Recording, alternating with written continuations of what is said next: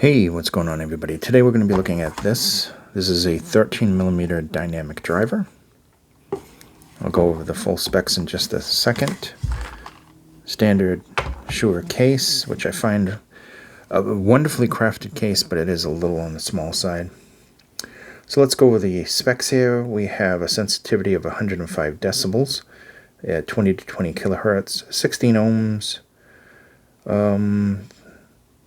The driver is a 13mm DLC diaphragm with a N52 neodymium magnet. The cable is 1.2 meters with a 216 strand copper. And the material made out of this is aluminum alloy. And it does look very much like the T10 planar magnetic, but this is not 3D printed. This is made out of metal.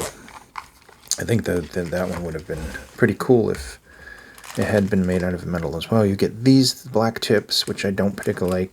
And then you get these, which I find comfortable and I find them well made, but they do kind of congest the sound just a little bit.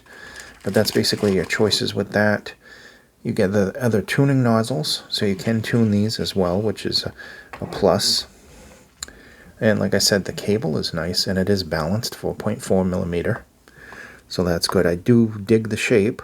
I like the shape of the T3s and I like the shape of these. Just nice rounded. Almost looks like Duno had something similar to this at one point. So I do like the shape. Trying to get the camera to actually focus. So cool shape, removable nozzle. Just overall some nice venting. And so these overall it's got a small staging on these. The sound stage is small. And it's not like, it's just like a nice intimate sound stage, but it is accurate. It does have a really accurate imaging to it. Then you moving into, let's say, the bass. Obviously, bass is very good on these. Not even bass head territory, just a really good quality bass. It has a really good depth. I think that the mid bass is a little bit more focused. Good speed there, good punch overall. Details on this, however, are smoothed over. So it isn't like the best technical set of dynamic drivers that are out on the market. But it does have a really enjoyable sound, and you get into the mids. The mids have a decent thickness. They're not overly thick, but they do have a decent thickness to them in general. There's a little brightness in the upper mids, but it's not harsh or shouty or anything. These are very non-offensive, and the shape would probably be the only con that I could think about these, because people may not like the shape in their ears. It depends on how your ear is shaped inside and everything, because it is very rounded. I didn't find a problem. It was average isolation. Comfort was very good for me. Build quality is exceptional, and I like the look. And overall, they just sound really good. And you get into the treble, and the treble is... once again, it is smooth. It is kind of laid-back treble. Sounds very natural. There's a lot of nice naturalness. The mids sound natural.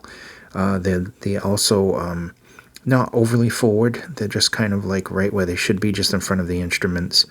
So ultimately, I do like these. There's a lot of single dynamics out there, and of course, from the same company, I have the Solo, which I like very much. And of course, there's a dozen other companies that make singles that I love right now.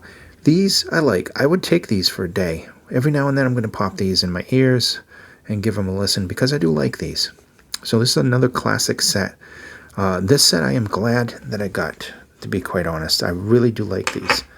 This has been the D13, and it is surprisingly not as muddy and deep and everything that you would have expected from a 13mm dynamic driver, especially a DLC.